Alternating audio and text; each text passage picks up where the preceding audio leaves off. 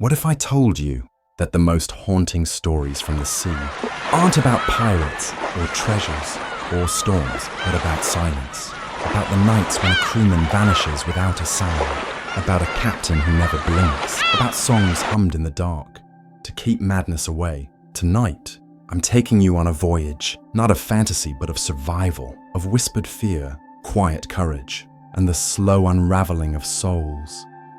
Adrift in an ocean that listens more than it speaks. You won't hear cannon fire, you'll hear rope stretching, wind shifting, a single breath before someone's just gone. This isn't a bedtime story from the books. It's the kind of tales sailors pass only when the lantern's low, the kind you remember not for its noise, but for its hush.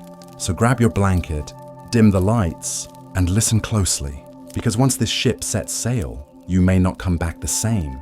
Before the ship, find your favorite chair, maybe the one by the window where the breeze sneaks in. Wrap up in something warm, a hoodie, a sweater, or that old blanket you never quite folds. If you're in bed already, even better, let your phone rest nearby. Maybe you've dimmed the lights. Maybe there's a small fan humming in the corner, or the cat just curled into the crook of your knees. However you've arrived here, you're exactly where you need to be. Let's breathe for a moment, in through the nose. Hold, out through the mouth. Slower this time. Let your shoulders drop a little. Let your jaw loosen. Nothing needs fixing right now. Nothing needs doing. This is a quiet place. A place for old stories, told soft and slow. If you enjoy these kinds of stories, ones that hum in the background and drift with the rhythm of your breath, consider following. Or tell me in the comments where you're listening from. I love knowing who's out there with me: night owls, shift workers, porch sitters, folks who can't sleep, or those who just want a voice to walk them gently into rest. Tonight's story begins in a harbour, not a famous one, not the kind they put on postcards, just an ordinary stretch of wood, docked against a calm but endless sea. It smells of salt, rope, old fish, and smoke. There are crates stacked nearby, coils of hemp, seagulls that never seem to rest. The water laps slow against the pier, steady as a heartbeat. You've worked this harbour for years, maybe since you were a teen, hauling crates, tying knots, learning to speak the sea's many moods. It's not glamorous. You eat when the bell rings, sleep when the captain says so. But there's something steady about it, something you've come to trust. You know the sound of a good rope. You know when a ship's hull is lying about being seaworthy. You even know which kind of rain is coming, just by the smell in the air. But that morning something shifts. You feel it before you see it.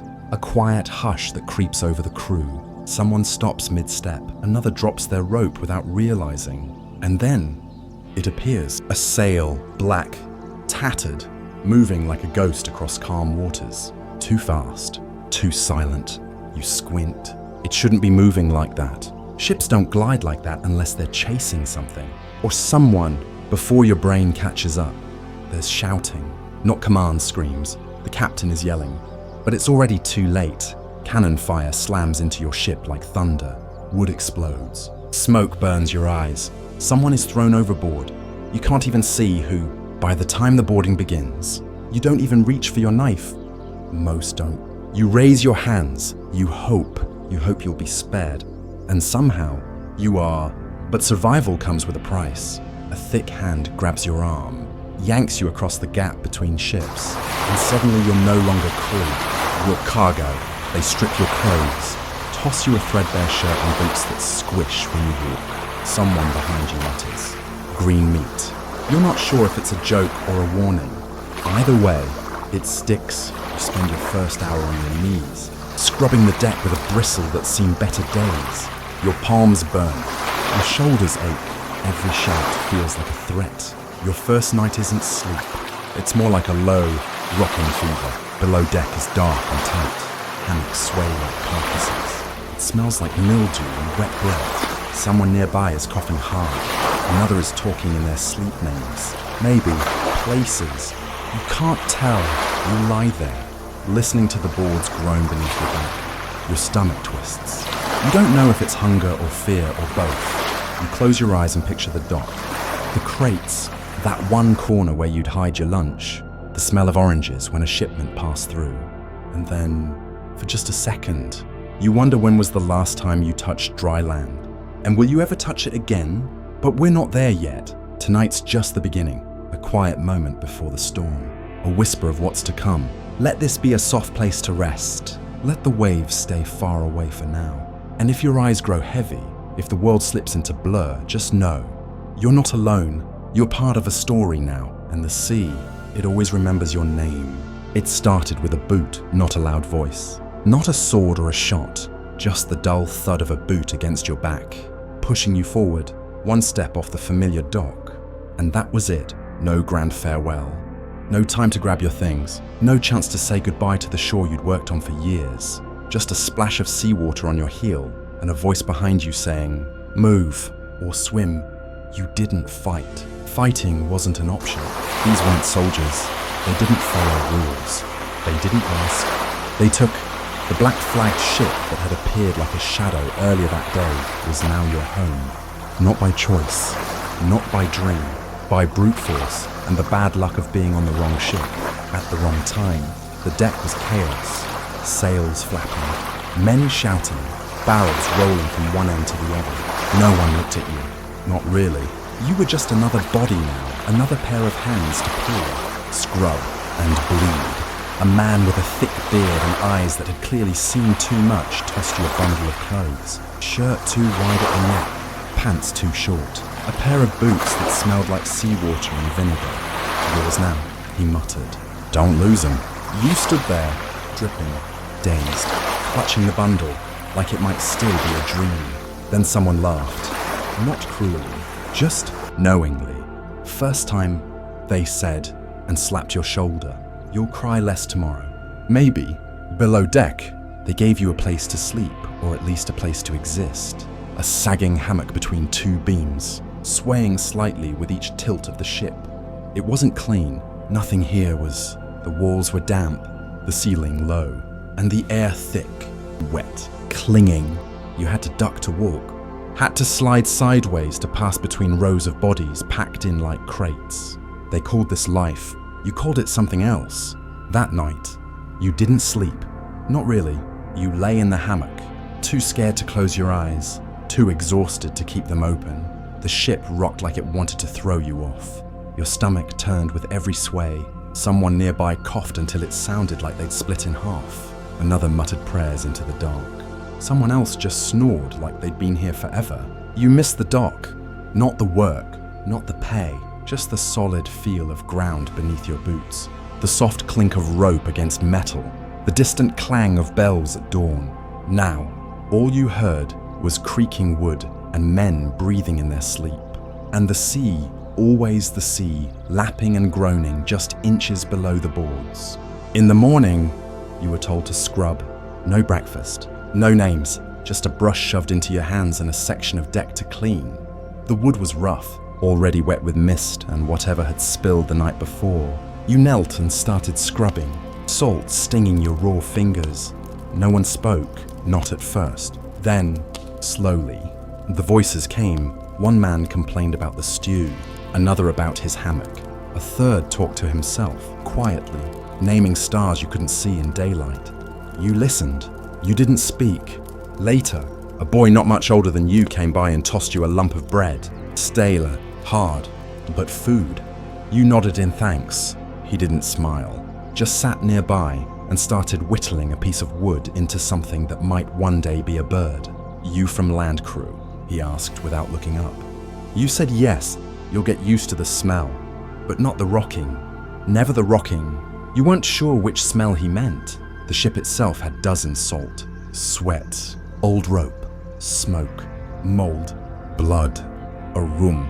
They layered like dust. Nothing here smelled clean. Not the air, not the men, not even the rain when it hit the sails. By your second day, you were already being called Rook. Short for rookie, it wasn't the worst name. Another man was called Teeth because he had none. Another, Spider, because of the way he climbed rigging with bare feet. Names were currency here. You didn't choose yours. It was given, stuck, worn like another crusted shirt.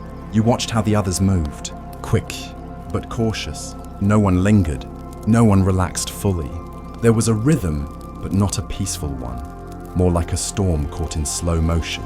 Orders were barked. Obedience was immediate. Laughter was rare, and never soft. Still, there was something about it, something strange. The way the sails flared above you, the way the ropes curled in your palms, the way the ocean breathed slow and wide and endless, terrifying, but also honest. You realized, slowly, this wasn't a dream you'd woken into. It was a dream you'd been dragged through. Kicking, silent, eyes open, and now you were on the other side of it. Not a sailor, not yet a pirate, just someone trying not to fall overboard, someone trying to figure out what came next. They gave you clothes, but not the kind that feel like yours. Your old shirt was gone, probably torn, tossed, or worn by someone else now. The one you'd patched twice, the one that still smelled a little like smoke and salt and soap. In its place was a thin cotton thing, stiff with old sweat and someone else's shape. The sleeves didn't match. The hem was frayed. It hung off your shoulders like it didn't want to be there. The pants weren't much better. One leg shorter than the other. A patch near the knee that smelled faintly of rum. You tugged them on in silence, standing near the bow as the wind snapped through the sails above. There was no mirror, no basin of water to catch your reflection, but you could feel it anyway. You didn't look like yourself anymore. The boots squished when you walked, always damp, always making that soft sound, like someone stepping in something they shouldn't have. No socks, just your skin against the worn leather. You could feel every seam, every rub. You tried not to think about who had worn them last, or how many feet had gone cold inside them. Names disappeared quickly on this ship. No one asked for yours. No one offered theirs. Some men had nicknames. Shore ropes, Knuckles, Peg, Mouse, but most were just faces. Dirty, tired, watchful. You weren't a person here, not yet. You were labor. You were a pair of hands, a pair of eyes that looked down when told. The first time someone shouted Greenie, you didn't even look up. Not until the second shout, sharper this time, Greenie. That bucket's yours. You grabbed the nearest one, filled it with water that tasted like metal and mildew, and kept your head low. Later, you realized Greenie wasn't a person. It was anyone new, anyone still soft, still hoping. That night, you lay in your hammock, clutching the thin blanket they'd tossed your way more thread than fabric, and tried to remember your real name. Just your name, the way it sounded when someone you trusted said it. The way it looked when you wrote it in chalk on the dock wall years ago, just to see if it still belonged to you. It felt far away now. The days bled together. Each morning brought the same scratchy shirt, the same damp boots, the same chores, same shouts. You learned quickly that comfort wasn't something the ship offered. You made do. You rubbed salt on blisters. You tied your pant leg to keep the short side from riding up. You rolled your sleeves twice, not because it helped, but because it gave you something to do with your hands.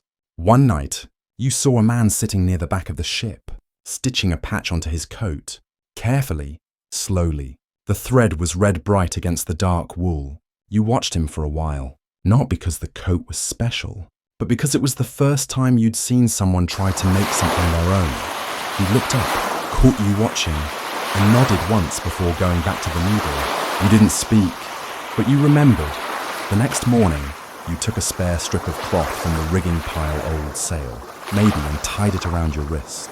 Just something small, a reminder that you were still someone, that you could still mark yourself, even if your name had drifted out to sea. It didn't change much. No one noticed, no one cared, but it helped. By the end of the week, you started recognizing faces, learning rhythms, who cleaned fast, who cursed too much, who hoarded biscuits. You saw how everyone had their own tiny ritual. A man who always tapped the mast before climbing, another who slept curled like a cat, one boot still on. These weren't friends, not yet, but they were real. They existed beside you in the strange, floating world. And slowly, you began to exist again too. Not the same as before, not the dock worker, not the boy who knew every barrel on Pier 3, that life was tucked behind you now, folded away like a shirt you'll never wear again. Here, you were Greenie, or that one with the rag on his wrist. You were the kid who didn't flinch when the ropes snapped, who climbed slow but steady, who didn't talk much but listened close. The ship didn't care about your past. but it was watching who you became. First night below deck, hunger, smell and sleep. Below deck, the world changes, the air thickens. It hangs low, like a wet towel slung over your shoulders. You duck as you enter, even if you're not that tall. It just feels like the place is pressing down on you. The boards above creak with every step of the crew above. Hammocks swing in clusters, slung like old laundry, swaying gently with the movement of the sea. Everything smells like it's been wet too long. Your hammock isn't yours, it's just a space someone else hasn't claimed yet. You test it carefully, one hand on the rope, the other still gripping your thin blanket. It dips hard when you sit. You try to lie back, but your body doesn't trust it yet. The whole thing moves with you, like it's breathing, not a comforting kind of movement, more like a reminder that this ship is always shifting, always floating, never still. Next to you, someone is already snoring, loud and uneven, like they're trying to cough in their sleep but gave up halfway through. Another man lies curled with his eyes open, not blinking, just watching the boards above him, as if he's memorizing the knots in the wood. There's no privacy, not even a curtain, not even a shadow to hide behind. You hear everything, sniffs, groans, the soft sound of someone scratching their scalp for the 10th time, the shift of fabric, the stretch of a body, the creak of the ropes holding them all up. It's not a room, it's a shared breath. And the smell, it's not just bad, it's thick. Like it has texture, mold, salt, wet rope, mildew, sweat. A hint of something that might have been food once, and something else sour and sharp that lives in the corners. You breathe through your mouth without realizing, then stop, because that doesn't help either. Your stomach growls, loudly. No one reacts. Everyone's used to hunger here. You'd been handed something earlier, a biscuit the size of your palm, harder than any bread has the right to be. You still have half of it wrapped in a rag, hidden beneath your shirt. You don't eat it, not yet. It feels safer knowing it's there. A last resort. Somewhere toward the back, a man coughs hard twice, then retches over the edge of his hammock. No one moves, not to help, not to complain. You hear the splash as it hits the floorboards, a soft thud of something solid, then silence again. The rhythm of creaks and breaths continues. You think about the dock again, that quiet place where you used to sit after shift, where you'd eat something warm, even if it wasn't good, where the air was open and the sky wasn't covered by beams and canvas. Down here, you can't even see the stars, and there's no such thing as night. No lamps, no clocks, just the sound of the sea against the hull and the never-ending dark. You roll onto your side, trying to find some version of comfort in the swinging cloth. The blanket slips. You tug it back up. It's barely a sheet more holes than fabric, but you fold it twice to make it feel heavier. Weight helps. Even if it's not warm, sleep doesn't come. Not really. You drift. You lose time. You open your eyes and don't know if you were dreaming or just hoping you were somewhere else. Your body hurts in places that didn't exist before. Shoulders, hips, the arch of your feet. From the work, from the sway, from the way this ship makes everything feel slightly wrong. Eventually, your eyes close again. This time, longer. Not sleep, just pause. You think about bread. Not a meal, just bread. Crusty, warm, real. You remember the last time you had a slice straight from the oven. You remember the butter melting faster than you could spread it. That memory wraps around you tighter than the blanket ever could. The voice murmurs nearby. You can't tell if they're awake or dreaming. Another man shifts. Hammocks sway again. One groans in his sleep. The ship creaks louder, like it's dreaming too. You let your hand drift to the edge of the hammock. The rope is rough, splintered in places, but you hold it anyway, like an anchor. Maybe tomorrow, you'll find your balance. Maybe the smells will die. Maybe the boots will dry. But for tonight, you just want to stay still and float. The cooker called Cookie. Meals of regret. They call him Cookie. You're not sure if it's a joke, a warning, or both. You haven't seen him smile. You haven't even seen him speak. Just grunt. Mostly short, clipped sounds that pass for conversation down here. The galley isn't much more than a dark corner near the lower hold, half hidden behind crates and hanging pots. There's no stove, just a box lined with bricks and a fire that only burns when the sea's not in a bad mood. which is rare. The rest of the time, Cookie works with cold scraps, smoked things, or whatever he can boil. You see him your third morning, hunched over a blackened pot, stirring with something that might once have been a ladle. It clinks against the rim. You try not to look inside. The smell is enough. It hits like a wave.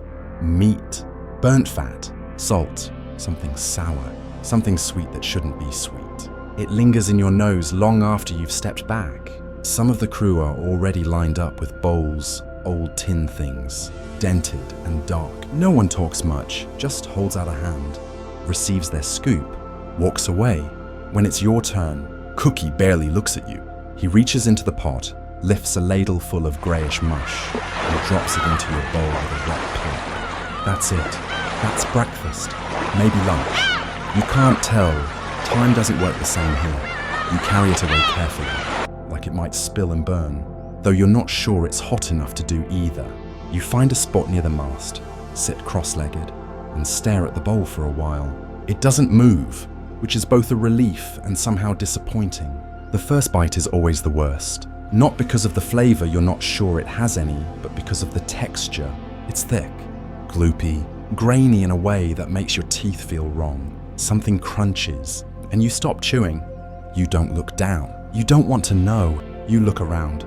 No one else flinches. No one complains. Some are already on their last bite. This isn't food. It's fuel. That's the difference. Food is chosen. Food is flavoured. Food is something you remember. This is just what keeps your hands moving through another day. A man next to you picks a white speck out of his bowl, squints at it, shrugs, and pops it back in his mouth. Protein, he says through half a grin. You're not sure if he's joking. After the mush comes the biscuit. Hardtack, they call it. Bread in shape only. It looks harmless, a square of pale brown. Maybe the size of your palm. You knock it gently against the side of the bowl. It sounds like wood. You try to bite it, regret it instantly. Someone nearby laughs, tosses you a tip.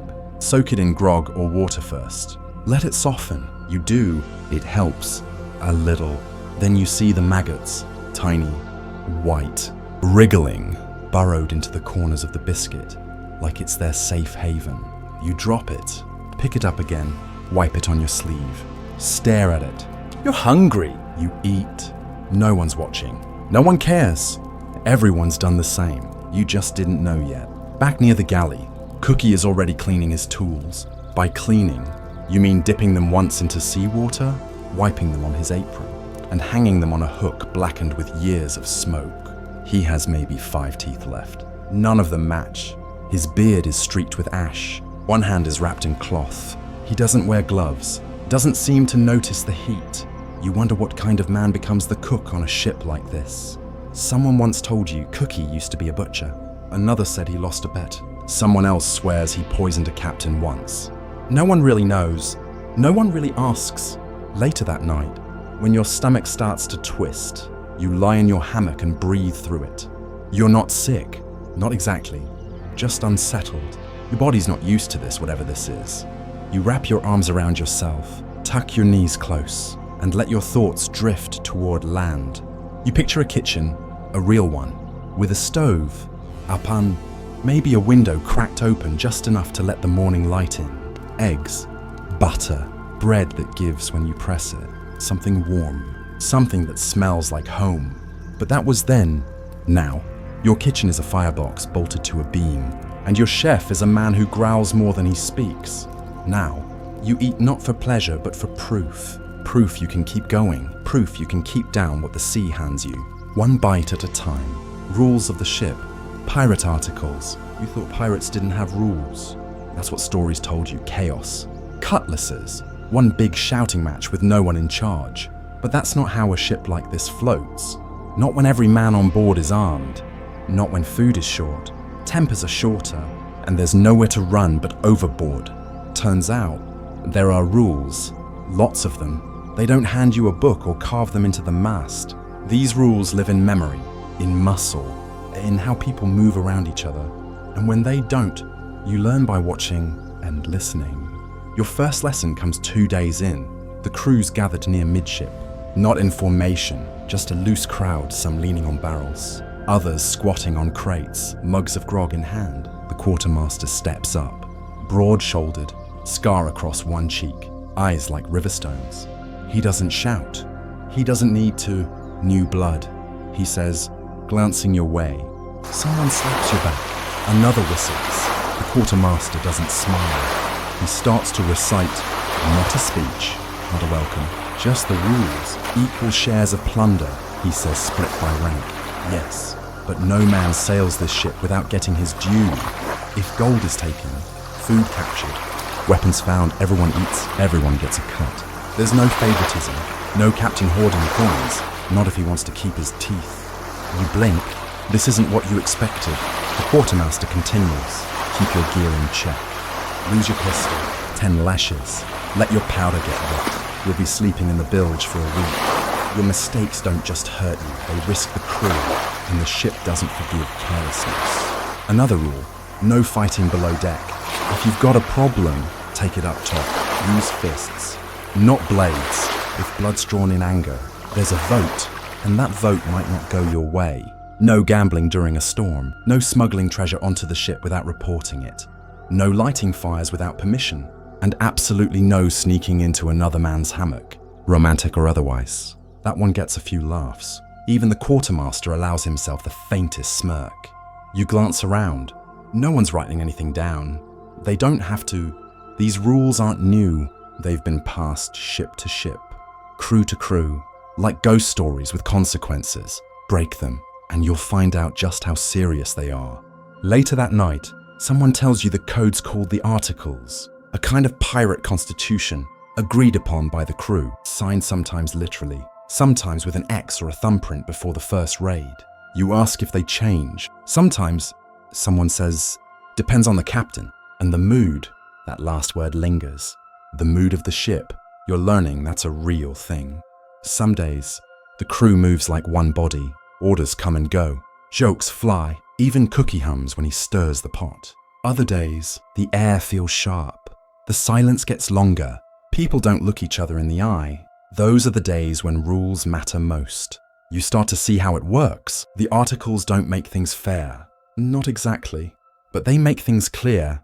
They draw lines, and when you live with knives and cannonballs, lines keep you alive. A man who steals is punished. Quickly, publicly, not out of cruelty. But necessity, trust is everything. Without it, the ship sinks from the inside. You hear stories of other ships, famous ones. Blackbeard's crew, they say, had strict codes about who could drink when. Bartholomew Roberts, known as Black Bart, banned gambling entirely and insisted every man keep his weapons clean and ready at all times. One man shows you a tattoo on his forearm, a tiny scroll, the word article inked just above it. Says it's his promise. Says if he dies during a raid, the others can use it to settle disputes over his share. You nod, though you're not sure you believe him. Still, it makes you think, rules aren't weakness here. They're survival. They're the only reason this many desperate, dangerous men can live in a space no bigger than a barn without burning it down.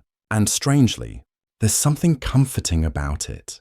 Back on land, the rules were written in ink by people you'd never met. Here, they're spoken aloud, voted on, enforced not by rank, but by consequence. If enough of the crew loses faith in the captain, they can vote him out.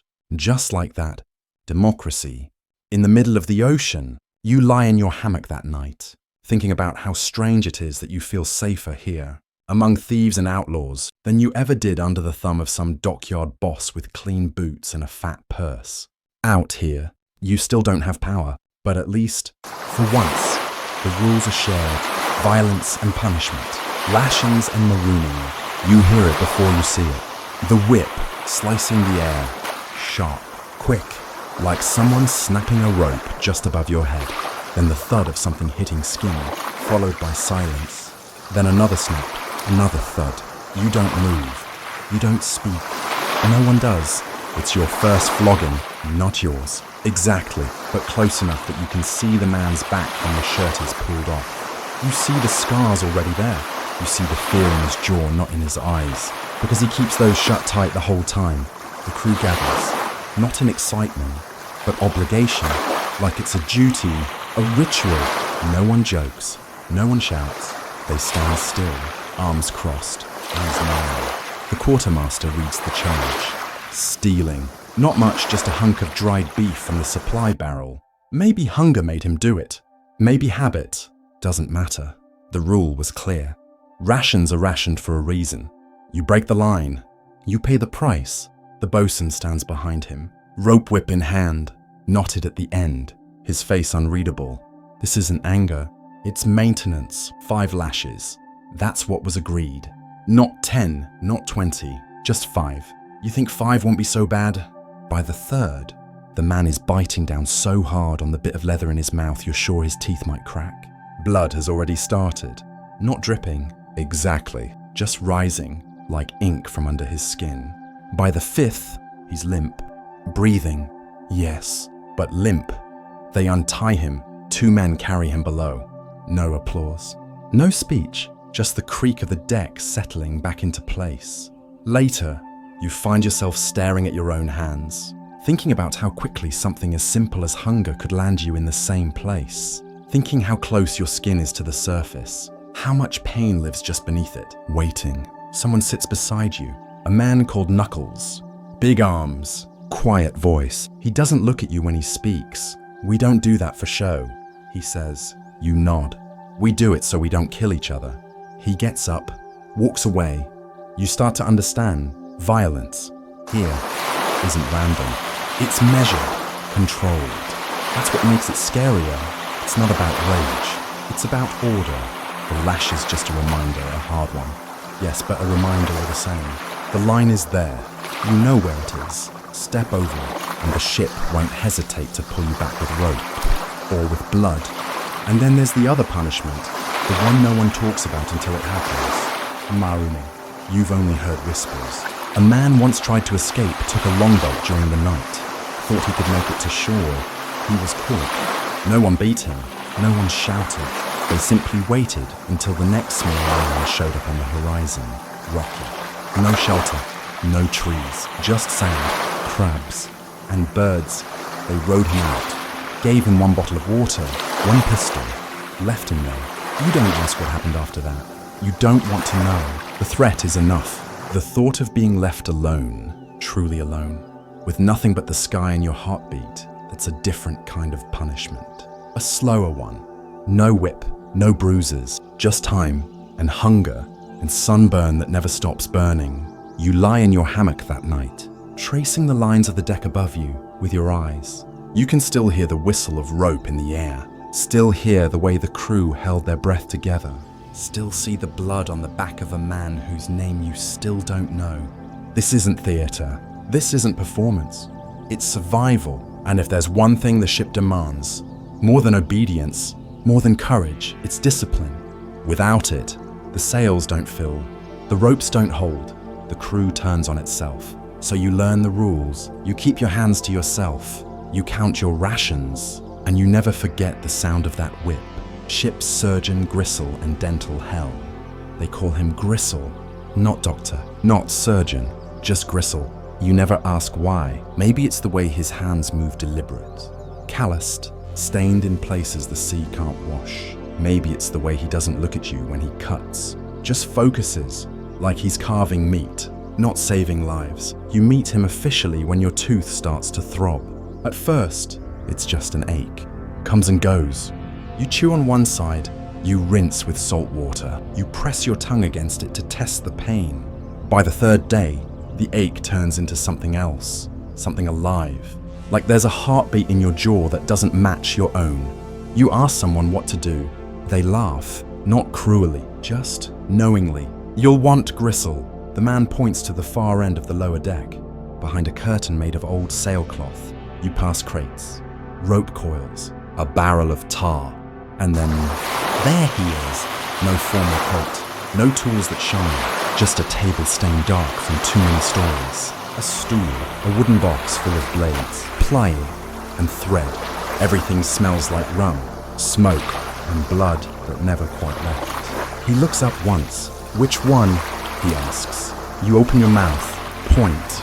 He nods, motions to the stool. You sit. He doesn't offer comfort. Doesn't explain, just lifts a bottle, something sharp-smelling, and pours it over the pliers. Then, he offers you the bottle, to hold or to drink, he says, like it's your choice. You take a swig. It burns, deep, all the way down. Then he grips your jaw with one hand, presses a knee against your shoulder, and clamps down with the pliers before you can think. The pain is white, blinding. There's no scream, because your body is too focused on surviving. You hear the crunch, the crack.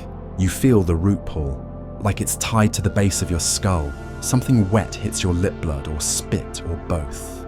Then, just like that, it's over. He drops the tooth into a rag, tosses it aside, hands you another swig. Next time, he mutters, "Don't wait." You nod, or maybe you just shake. It's hard to tell. Your mouth throbs. But the pressure's gone, replaced by a different kind of pain. One that feels cleaner, honest. You stagger back to your hammock, clutching your cheek. Someone hands you a piece of cloth soaked in rum. You bite it, breathe through it, stare at the boards above as your head buzzes and your gums bleed. Later, someone tells you Gristle used to be a barber, then a boner saw, then maybe a real surgeon once. Back in a war, no one remembers. No one knows for sure, but he's the closest thing to a doctor the ship has. He treats broken bones with wood slats and rope, stitches cuts with fishing line, burns wounds closed with heated iron. There's no anesthesia, no antiseptic, just pain, and maybe some rum if he's feeling generous. You've seen men come in crawling, arms wrapped in bloody cloth, eyes wild with fever, and you've seen some walk out slower, quieter but alive. You've also seen the others, the ones who didn't. The corner behind his table has no lamp, just a space where he keeps the things that didn't heal. A boot without an owner, a belt, a cracked pipe, sometimes a wooden hand, carved in careful detail. That's Gristle's other side, the one no one talks about. He doesn't cry, doesn't pray, just works. And somehow, that's comforting, because in a world where storms take without asking, and captains can change with a vote, and rats might eat your last biscuit while you sleep, Gristle is consistent. He'll pull the tooth, he'll stitch the cut, he'll saw the leg if he has to, and he won't flinch. You learn to respect him. Not love, not like, just respect. One night, he passes by your hammock, doesn't stop, just tosses something onto your chest. You blink, sit up. It's a tooth, not yours. Another one, polished, pierced with a small hole, threaded with string, a necklace, a mark. You never wear it, but you keep it tucked into the fold of your blanket, near your ribs. Because on this ship, pain is a kind of currency, and the ones who've been through Gristle carry their worth quietly. Injuries and amputation, choosing to live. You hear the scream before you smell the blood. It cuts through the morning air sharper than any blade. A sound not of surprise, but of knowing like the man already understands what's coming and wishes he didn't. You drop your rope, turn toward the noise. A crowd has gathered near the mast. Fast, tight, someone yells for Gristle. By the time you reach the circle, it's clear what happened. A block snapped one of the heavy pulleys used for hoisting sails. The line whipped loose. The iron weight caught a man at the knee. Didn't just bruise, crushed, skin split, bone broken, the leg bent in a way no leg should.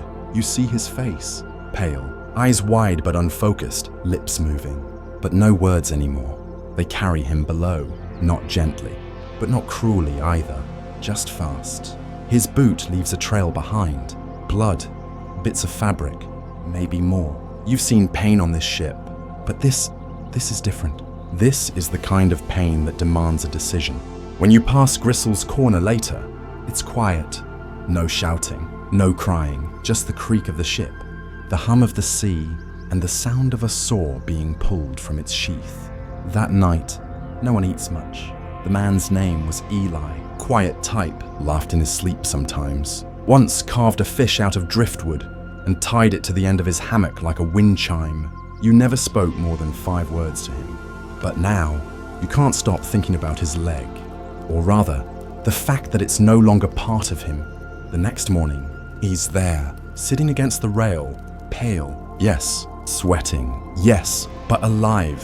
One leg stretched out, the other Gone, wrapped tight in layers of cloth. Elevated on a crate. You nod as you pass. He doesn't nod back, just stares out at the sea. By evening, someone brings him food. By the third day, he speaks again. By the fifth, he's back to carving things from wood. And you realize something. On land, losing a leg might be the end of everything. Here, it's just another story. Another scar added to the list. You ask someone how they decide how Gristle or the crew knows when to cut and when to try saving. Simple, they say. You cut when you still have something left to save.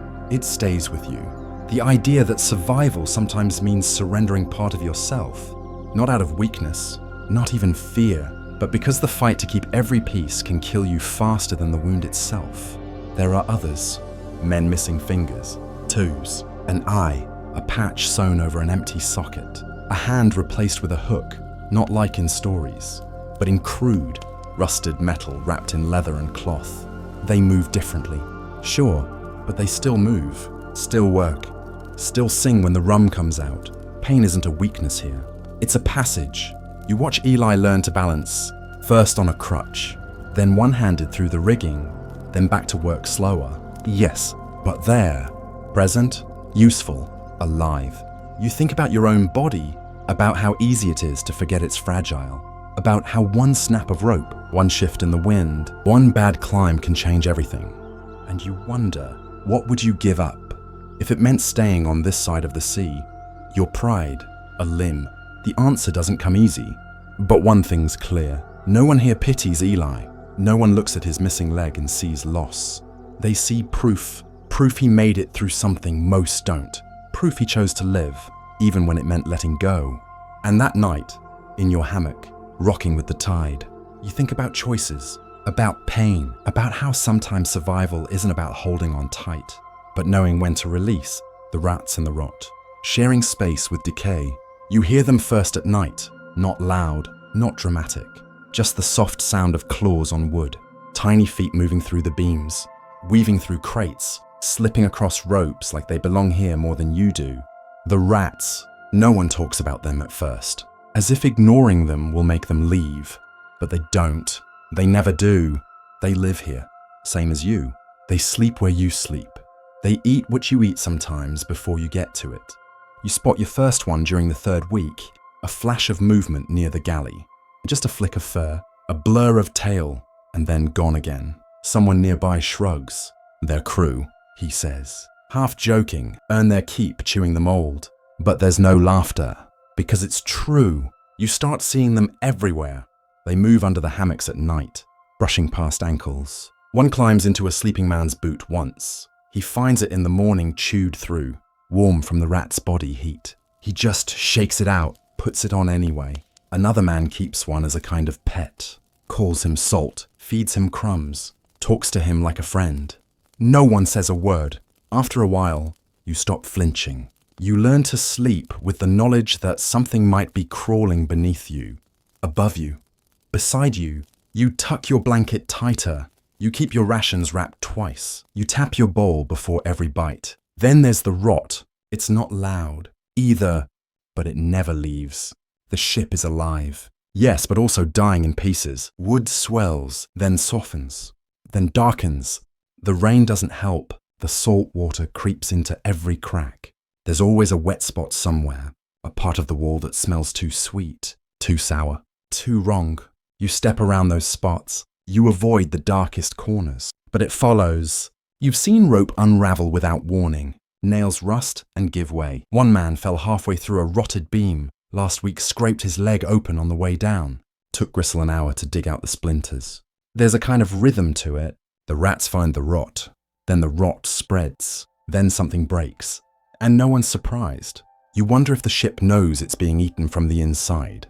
And yet it keeps floating, keeps groaning and swaying and pulling you further from land. One night, you wake to something on your chest. Small, warm, breathing. You don't move. You just lie there, heart thudding, eyes wide in the dark. The rat doesn't bite, doesn't scratch, just pauses, then scurries off, like it was never there. You breathe again. Barely. It's strange. This life, on land, rats make filth, disease, panic. Here, they mean company, proof that something else is surviving too. They eat what you drop, sleep where it's warm, flee when things get loud. They don't fight, they don't steal, they just live. You envy that a little. One day, a man finds a dead one in the water barrel, bloated, eyes gone. He lifts it with a spoon, shows it to Gristle. They argue, briefly. Then Gristle tosses the rat overboard, dumps the water, and sets the barrel to dry. No fuss, no panic. Just another piece of the ship, falling into the sea. You learn to watch where you step. You learn to sniff your water first. You learn that rot isn't always visible. Sometimes it's in the food, sometimes in the boards, sometimes in a man. You see it in his eyes. The way he stops singing, stops eating, starts staring at nothing for too long. That's a different kind of rot, one that no rope can patch, one that Gristle can't cut out. But you don't talk about it. You just sleep a little closer to the wall, hold your blanket tighter, keep your biscuits in a pouch around your neck. Some nights, the sea is so calm it almost sounds like breathing. And in those moments, when the rats are quiet and the rot stays still, you almost forget where you are. Almost scurvy and sickness, slow death at sea. It doesn't start with a cough, or a fever, or even pain. It starts with your gums, just a little swelling at first, a tenderness when you bite, maybe a bit of blood when you spit over the rail. Nothing urgent, nothing worth telling Gristle about. You keep working. You chew on salted meat, stale bread, the same every day. You drink water that tastes like old rope and metal. You miss the tartness of fruit, the sharp burst of something real, something alive. But you don't think about scurvy, not until your legs start to ache. Deep in the muscle, not from work, not from weight, just sore. Like something's missing inside. Then the bruises appear, small ones. At first, on your arms, behind your knees. You press them. They don't hurt, but they don't fade either. By then, Gristle knows. He's seen it too many times. Scurvy, he mutters. Not like a curse, but like a memory. She's back. There's no medicine, no fruit on board, no barrel of oranges waiting in the hold. Just what's left old onions. And maybe a jar of pickled cabbage someone hoarded. A few dried limes so hard they could break a tooth. He hands out what little there is. Tiny slices, bitter, soft in the middle. You chew slowly, afraid to waste even a drop. Some men won't eat them. They say the taste is wrong, that the sour makes them sick. But they're already sick. They just don't know how far it's gone. You watch one man, Tommy. They called him spend most of his days curled in his hammock. His skin goes pale, then yellow, then grey. He sweats when it's cold. He shakes when it's warm. His breath smells like something dying. Then, one morning, he doesn't wake up. They don't hold a service. Just wrap him in canvas, tie a weight to his ankles, and lower him into the sea. No words, no hymns, just the splash. Then silence. You feel it in the crew. Something heavy, like a cough waiting in the throat of the ship. It lingers. More men go quiet. More eyes look dull. There's a kind of slowness that creeps in. The wind still blows. The sails still snap. But beneath it all, there's a hush, a drag, like every soul on board has grown heavier by one breath. You try to stay sharp. You rinse your mouth. You chew what Gristle gives you. You walk when you don't have to. You force blood into your legs. You laugh, even when it feels false, because you're scared. Not of death exactly, but of slipping into that same grey space, that soft fade, where your body gives up before your spirit does. You've seen strong men go that way, not to cannon or blade, but to the slow, invisible hand of a sickness no one sees coming.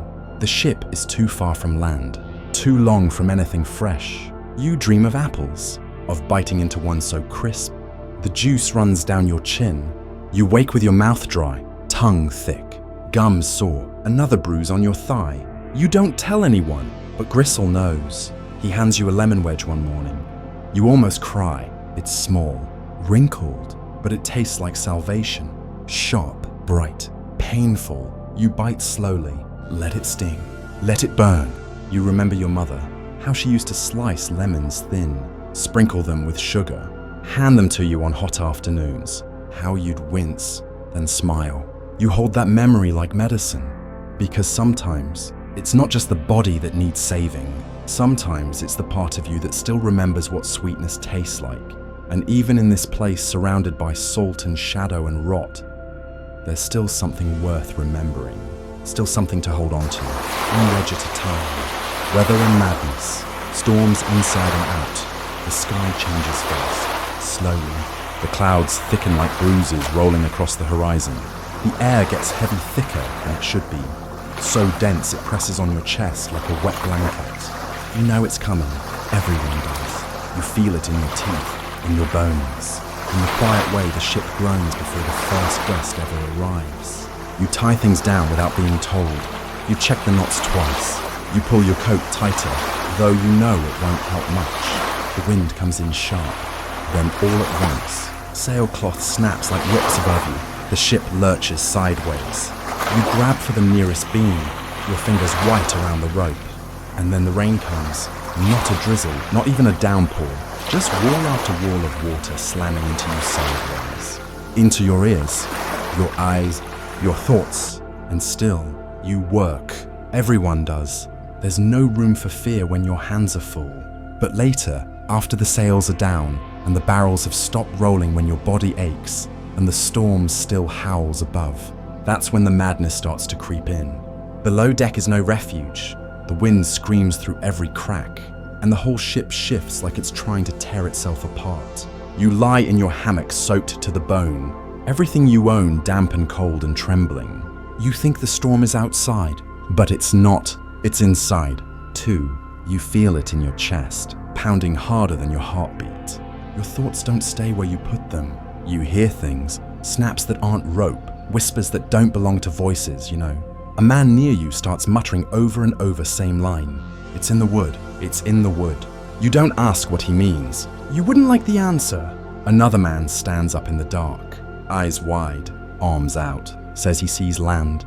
There's nothing there, just boards and wet and groaning timber. They have to hold him down.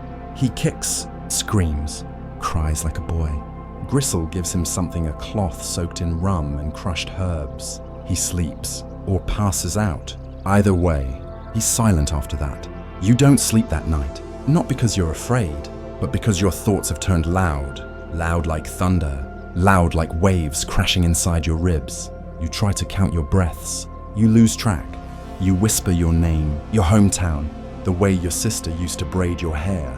Anything to remind you this body is still yours, that the sea hasn't taken it. The storm outside lasts for 3 nights, or maybe 4. It's hard to tell when the sun doesn't rise, just smears light through the clouds like a bruise on the sky. The ship shudders. You vomit twice, once on yourself. You wipe it away and don't bother changing. No one notices. Everyone smells like fear and mildew. But then it passes. Not all at once. The wind dies in pieces. The rain softens. The sea stops roaring and starts whispering again. And the ship, exhausted like the rest of you, finally goes quiet. You crawl back onto the deck. The sun is low, like it's been hiding too, and everything glistens. Salt, damp ropes, pale skin.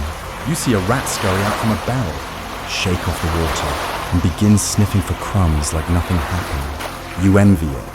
The crew is different now, a little more silent, a little more sharp at the edges. One man lost a finger snapped in a rope during the worst of it. He laughs about it, but only with his mouth. His eyes are still somewhere in the storm. Another man hasn't spoken since the second night, just stares at the mast like it holds all the answers.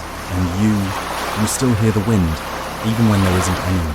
You still feel your hands clench rope that's no longer there. You sleep lightly, flinch when thunder rolls, even if it's far away. You walk slower, think slower, but you're still here. Still on this deck, still breathing. The sea didn't take you, not this time. You look out across the horizon and see nothing. No land, no sails, just water. Endless and soft now, almost peaceful. You take a deep breath, and for the first time in days, you let it out slow, because storms pass, even the ones inside you. Music and singing, songs before sleep. It begins with a hum, low, almost too soft to notice at first. Just a single thread of sound rising through the dark. You're lying in your hammock, one arm under your head, the other clutching the edge of your blanket. Your eyes are closed. Not asleep, not yet, but then that sound grows slowly, and you open your eyes just a little. It's coming from the far end of the hold. Near the lantern, someone's singing. Not loud, not like in a tavern, just soft, gentle, like they're singing to themselves. A song without much melody, just a line, then another. You can't make out the words, but you feel them. They move across the space like smoke, curling around hammocks and beams, settling into the air. And then something unexpected happens. Someone else joins in, another voice, older maybe, or just rougher from the salt, and then a third off key, but not unkind. Before long, there's a thread of harmony weaving through the dark. Not perfect, not practiced, just human, honest. You don't sing, not yet, but you listen, and somehow your body softens. The ship creaks, the sea rolls, the rats shuffle near the barrels. But over it all, there's this hush made of voices, a lullaby not meant for anyone, but needed by everyone. They sing about land, mostly about fields and rivers and porches and spring. They sing about sweethearts waiting, even if they're not, about home, even if none of them remembers exactly where that is anymore. You picture a kitchen, a dog curled on the rug, a rocking chair, the smell of something baking. It doesn't have to be real, it just has to be close enough to touch in your mind. Some nights, the songs are funny, about captains with crooked teeth or parrots that curse louder than their owners. But most nights, they're slow, a little sad, the kind of songs that make you want to cry. Even if you don't know why, you learn them, bit by bit. By the end of your third week, you're mouthing the chorus. No one says anything, no one notices. Or maybe they do, but on this ship, the quietest things are the most respected. One night, it's your voice that begins the song.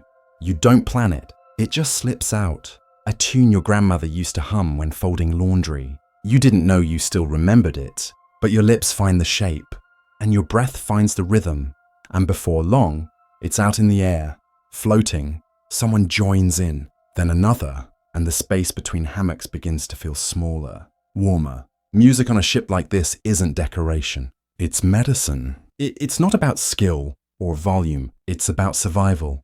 It gives shape to days that otherwise bleed together. It gives comfort where there is none. A reminder that even in this floating world of wet socks, bruised ribs, and mouldy bread, there's still room for something soft. There's a man with a fiddle. He keeps it wrapped in oilcloth beneath his cot, only plays on clear nights. The strings are old, the bow frayed, but when he lifts it to his chin, something magic happens. The whole ship seems to lean in. The ocean hushes just enough to let it through, and for 3 minutes, maybe 5, you're not on a pirate ship. You're not surrounded by men who've seen too much and eaten too little. You're just listening, and that's enough. That night, when the last note fades and someone starts to snore, you pull your blanket up to your chin and close your eyes. The sea is still here, the salt still stings your lips, but in your ears, there's a song still echoing, still yours, and somehow that's what gets you to sleep. The captain, power, distance and rumours. You don't see him often, at least not the way you see the others. He doesn't swab the deck, he doesn't yell during storms, he doesn't climb the rigging or pass around the room. He just appears quietly, like smoke, like he's always been there and you just hadn't looked hard enough. They call him Captain, not by name, just that Captain. And when they say it, there's a weight behind the word. Not fear exactly, not reverence either, just distance, as if even his shadow carries its own kind of weather. You first notice him during a squall. Rain hammers the deck, sails twist, voices shout, but he stands still near the helm, coat pulled tight, hat low, one gloved hand resting lightly on the rail. He doesn't move much, doesn't need to. The crew watches him the way animals watch the wind. No orders, just presence, and that's enough. He walks the deck when most are below. At night, mostly, steps measured, back straight, never drunk. Not like the others. Some say he sleeps sitting up. Some say he doesn't sleep at all. You wonder how much of him is real, and how much is just the stories men need when the sea gets too quiet. There are rumors, of course, that he killed the last captain in his sleep, that he once sailed a burning ship into port, smiling, that he drinks blood, that he reads stars no one else can see. You don't believe most of it, but you also don't laugh, because sometimes, in the hush between waves, you catch him looking out past the edge of the world with eyes that don't blink, and something about that makes you want to look away. You notice things. His boots are always clean, not spotless but cared for, polished. As if he remembers land, his coat is stitched at the shoulder, the thread too fine for a place like this. His voice is low. When he does speak, it's slow. He uses few words, but they stick. Trim it right the first time, no second lashings. If you don't trust the rope, don't climb it. Simple, final, like truth that doesn't need dressing. He doesn't punish, that's the quartermaster's role. But everyone knows the captain watches. That alone keeps men in line better than any whip. You hear he writes things, not logs, not numbers, but words, sentences, poetry. Maybe no one's seen the pages, but he's got a box in his quarters, and every now and then you see him dip a quill into ink while the moon sits just right. Once you pass him on the stairs. Your boot slips slightly wetward, and for half a second, your shoulder brushes his. You freeze. He looks at you, not unkindly, just there, as if reading your past in the wrinkle of your collar. Then he nods, one small nod, keeps walking. You breathe again 3 steps later. Some men worship him, quietly, like a god too dangerous to love openly. Some resent him, call him cold, distant. Not one of them, but no one doubts him. That's the strange thing. He's not warm, not friendly, but somehow you trust him. Because the ship floats, because the food lasts, because when the storm howled for 3 nights and men wept into their hammocks, he never flinched. And when Tommy died of scurvy, the captain stood alone at the rail, hat in hand, as the canvas bundle slipped into the dock. He didn't speak, didn't cry, just watched until the splash was gone. And something about that, about witnessing without turning away, felt more honest than words ever could.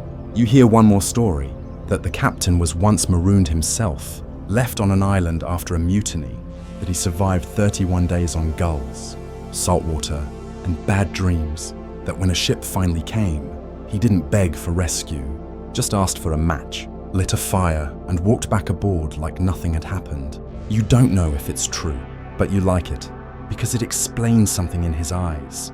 That far-off stare, that stillness, like someone who's already died once, and came back not softer, but sharper. So now, when you hear his boots on the deck above you, you listen, not for commands, but for presence.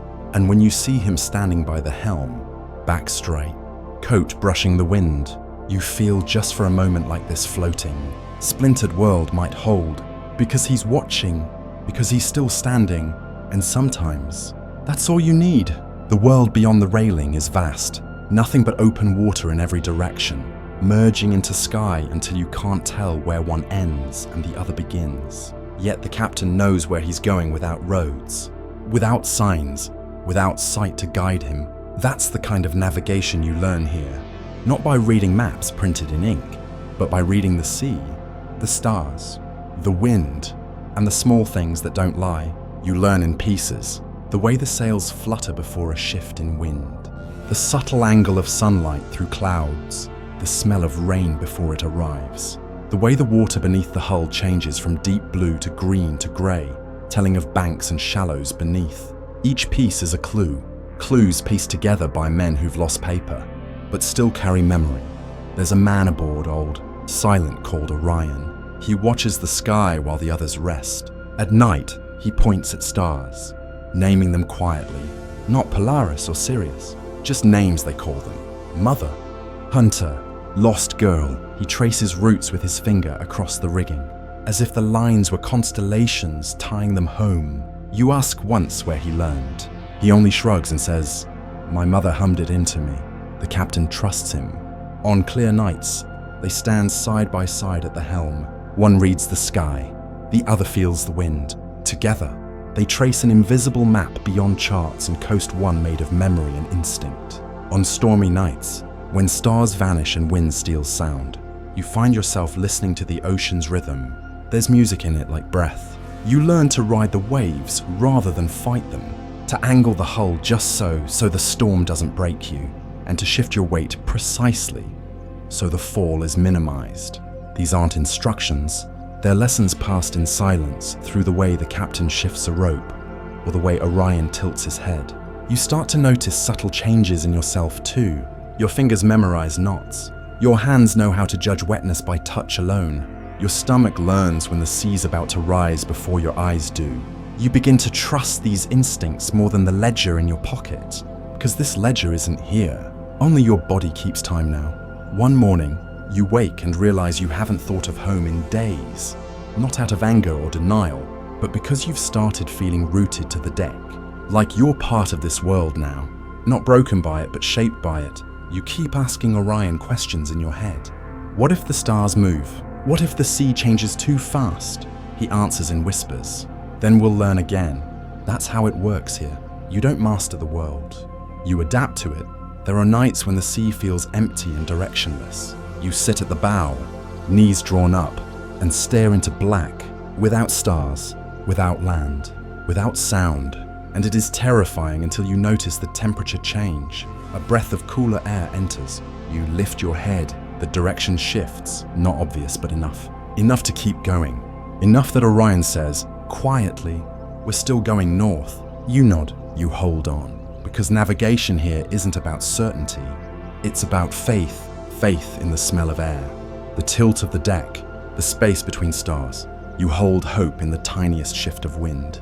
And that's how the ship moves. One choice at a time. By week 6, you're the one checking the wind line, not Orion. You don't speak much. You just work. And sometimes, just sometimes, you feel the map inside you. Not drawn in ink, but drawn in muscle memory. In sweat, in salt, in late night watches when the sky stretches endlessly above. The captain nods at you once. Just a brief nod, no words, but you feel the weight of it. He trusts you now, because this ship runs not on orders, but on knowing when to shift sail, when to trim line, when to hold still. Land is still far away, maybe a speck on the horizon, maybe a myth. You're not sure. You don't really expect it anymore, but you understand something deeper now.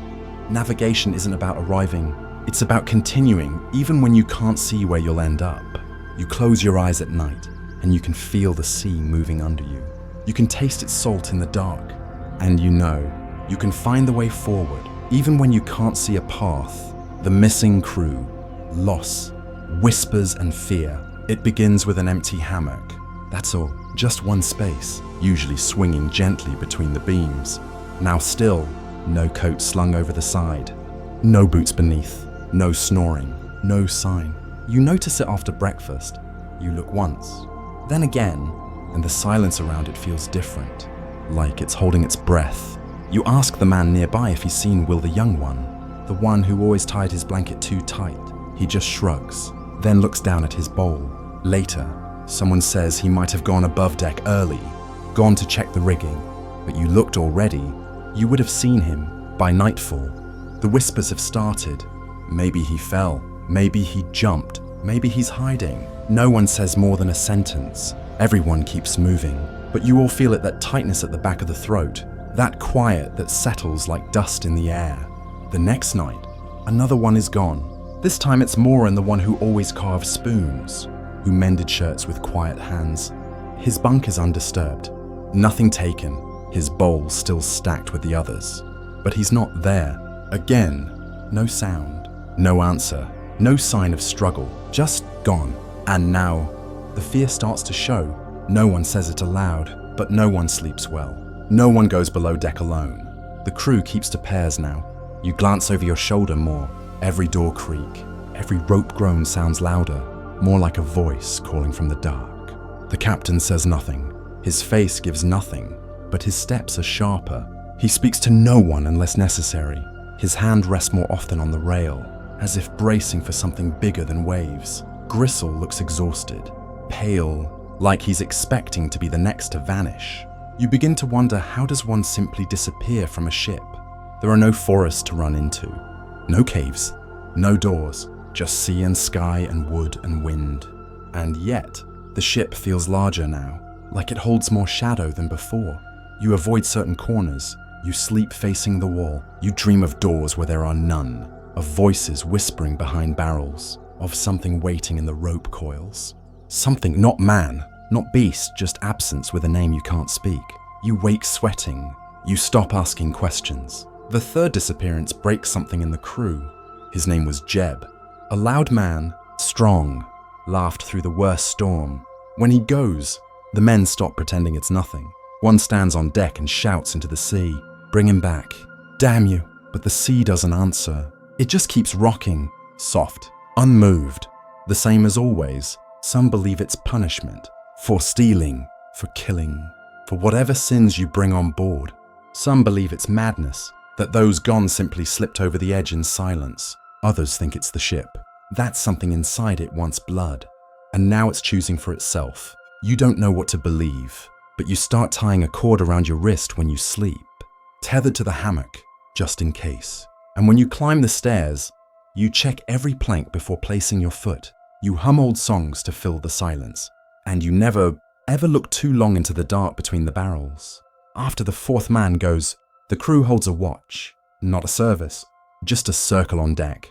No lanterns, no fire, just men sitting, backs against the mast, weapons in reach, eyes open, silent. You're there too. The captain doesn't join, but you hear his boots pacing above. Just out of view, some small part of you is glad he's awake. That night, no one disappears, nor the next. The ship stays whole, just for a while, and slowly, the fear folds itself down, not gone, just quieter, like it's taken its seat among you. Learning your names, waiting. You don't forget the missing. No one does. Their names are spoken less, but their absence lingers when someone laughs too loud. The silence after is heavier. When the wind dies suddenly, you glance up when you hear footsteps behind you. You always check, but you keep going, because that's what the ship does. It moves forward, even if part of it is lost, even if part of you is too. Arrival and the end of the voyage. What's left behind? Land appears quietly, not with cheers, not with sudden gasps, but with a kind of hush. Someone calls from the crow's nest just 2 words. There, sure. You step out onto the deck, eyes bleary, back sore, and there it is. Faint at first, just a darker line where sea ends and something else begins. You blink, rub your eyes, look again. It's still there. Solid, unmoving, real. No one celebrates. Not yet. You'd think there'd be noise songs, maybe, or shouts, but instead there's silence. Like everyone's afraid to break the spell. Like if anyone speaks too soon, the land might disappear again. So you just stand there, letting the shape of it grow. Trees, hills, a flicker of smoke, signs of life, of stillness, of something other than salt and rope and wind. The ship slows, the sails shift. The anchor drops with a deep, rattling sigh. You feel the vibration in your feet after weeks of motion. The stillness almost feels wrong, like the world forgot to breathe. You don't rush to leave. None of you do. There's something sacred about the quiet now, a weight in your chest that doesn't lift just because you've arrived. You gather your things slowly, a pack, a coat, that one wooden spoon you kept from Moran, the lemon wedge you dried and saved, the tooth necklace Gristle gave you, each piece a memory, a mark, not of luxury but of survival. Some men weep quietly, not loud sobs, just tears that slip down cheeks like rain on canvas. You understand it. They're not crying for the land. They're crying for everything that didn't make it to see it. The ones who vanished, the ones who were buried at sea, the parts of themselves they had to let go, just to get here. You take one last walk around the deck, fingertips brushing the rail, feet moving slow, like saying goodbye with every step.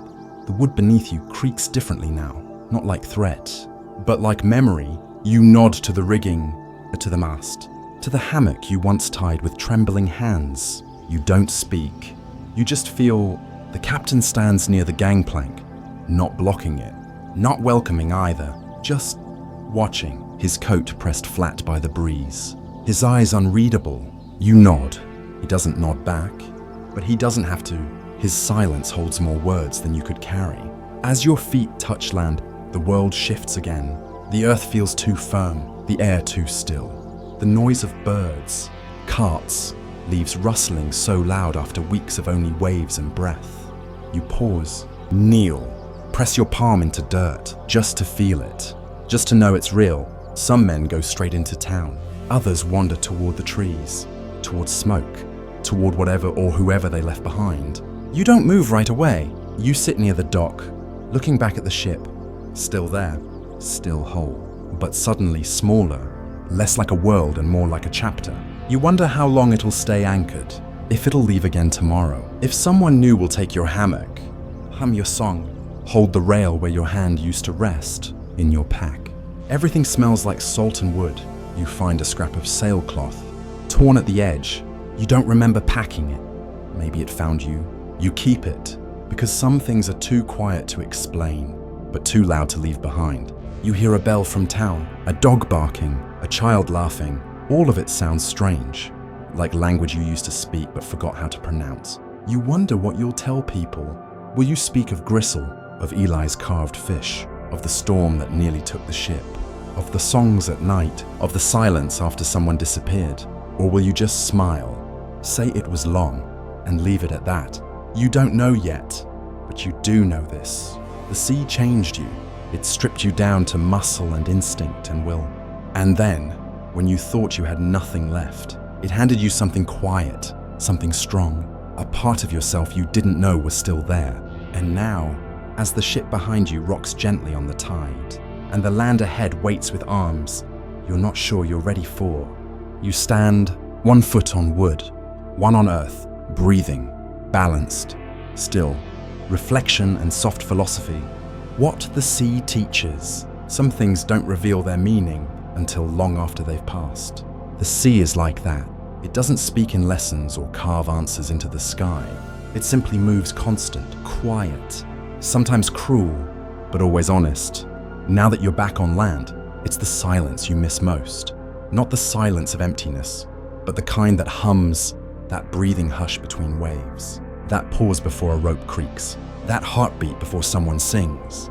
It was never truly quiet out there, but it made room for your own thoughts to soften, to slow. That's a rare thing. On land, everything is louder, quicker. People speak without waiting.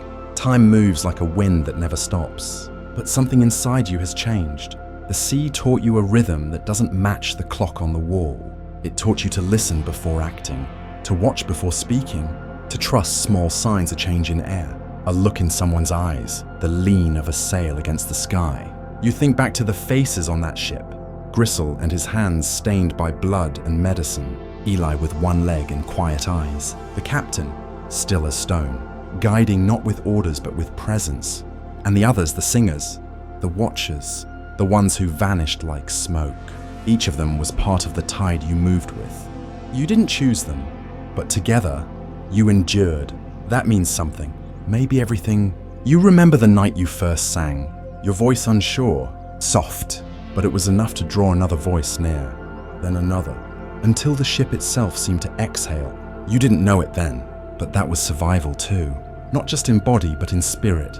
Because even out there, surrounded by endless dark, something small like a song can carry you further than food or fire. There's a lesson in that. That survival isn't always about strength. Sometimes it's about softness, about knowing when to let go, when to ask for help, when to hold silence as a form of respect. The strongest men you met out there weren't the loudest. They were the ones who knew how to stay steady when everything else leaned. You carry the sea with you now, not in your pockets, not in salt on your coat, but in the way you walk, in how your breath slows before decisions, in how you pause at doorways and listen for something before stepping through. The world may not see it, but you feel it. Some nights, lying in a real bed, you miss the sway, you miss the hum, you miss waking to the sound of rope stretching, wind changing, the low murmur of someone telling a story in the dark. You miss the way the stars stretched wide and indifferent above your head, and yet still felt like company. The land will ask different things of you. Speed, talk, plans, but you've learned to move like water when needed. To bend, not break, to flow around pain rather than crash through it. You've learned that patience can be louder than noise, and that presence, simply being there, is sometimes the only thing people really need, maybe. In the end, that's what the sea teaches best, that nothing stays the same, that tides rise and fall, that storms pass, and so do people.